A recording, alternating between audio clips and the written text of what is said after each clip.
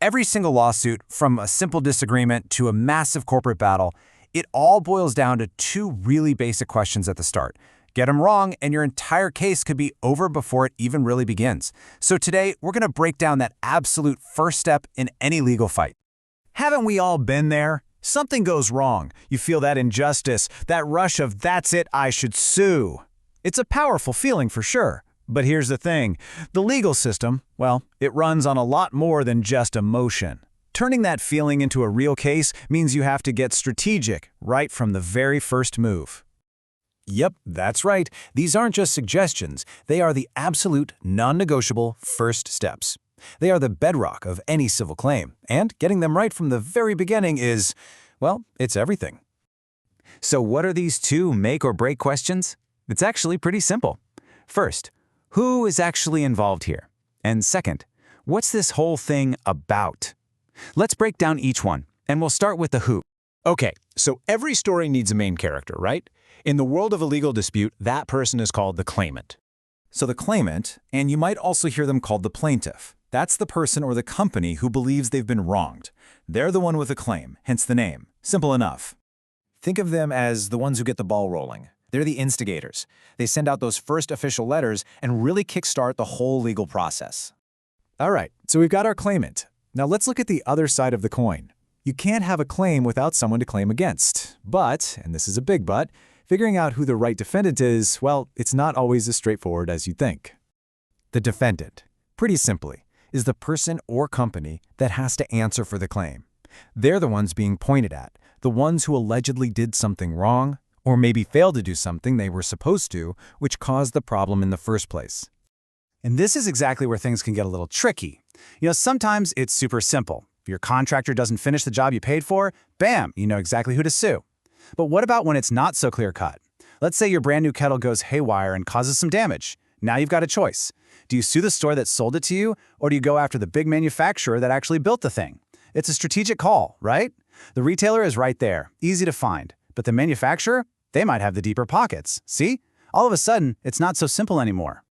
And that is why getting this right from the get-go is so incredibly important. Making a mistake here isn't just a tiny slip-up. It can be a really expensive one. You could end up wasting a ton of time and money going after the wrong party, only to find out you have to start the whole process all over again. Okay, so let's say we figured out who is involved. Now we have to tackle that second big question: what are we actually fighting for? And this is where all claims get sorted into two main buckets. It really all boils down to one simple question. Can you put a clear price tag on what you're asking for? If the answer is yes, we call that a specified claim.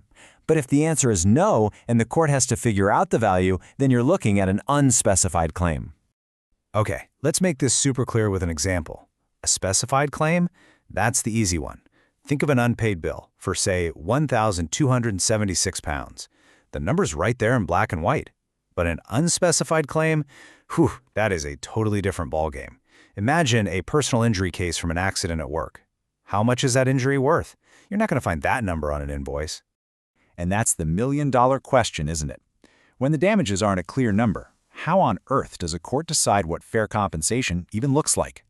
Well, the way courts approach this is through a really important legal idea called the principle of compensation.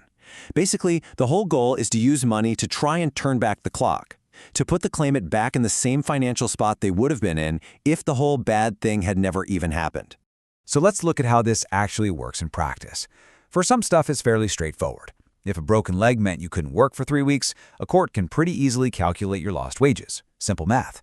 But what happens when the injury is truly life-altering? I mean, how do you put a price on losing an arm? What's the pound value of brain damage? There's no calculator for that. And that's where things get incredibly complex. And it's exactly what the courts have to wrestle with. So as we start to wrap this up, I think it's become pretty clear that these first couple of steps, which might seem almost too simple on the surface, are actually the absolute foundation for the entire legal process. It really all comes back to those two questions we started with, doesn't it? First, who are you fighting? And second, what are you fighting for? Getting these right sets the stage for everything, and I mean everything, that comes next. At the end of the day, you just can't build a winning case on a shaky foundation. Nailing these first steps isn't just about filling out forms correctly. It's the core strategy of your entire claim. And that kind of leaves us with one last thing to think about. It's a simple start to what can be a really complicated journey. But if you stumble on this very first step, it's more than just a procedural error. It shows a fundamental misunderstanding of your own case. And it just goes to prove that in the complex world of law, sometimes the simplest questions are the ones that matter most.